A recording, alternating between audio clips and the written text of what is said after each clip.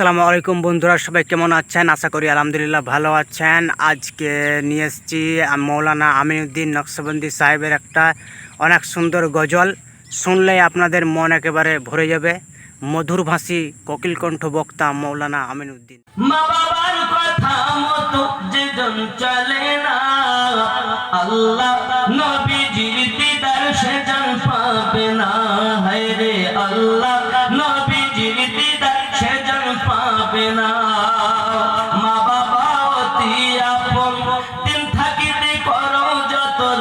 মা বাবা অতি আপন, দিন থাকিতে করো যতন। দুই কথার সাথে পাইয়া ভুলে যেও না, আল্লাহ নবীজির দিদার সেজন পাবে না।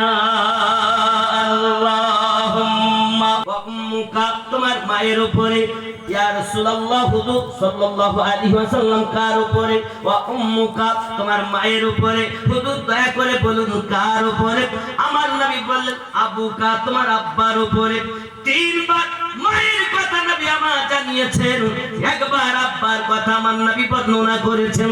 ওগো আমার জওয়ান যুবক, আল্লাহর হাবিব জানাতে চেয়েছেন আমার কদমের নিচে জান্নাত, পিতা তোমার জন্য জান্নাতের দরওয়াজা। পিতার প্রতি অত্যাচার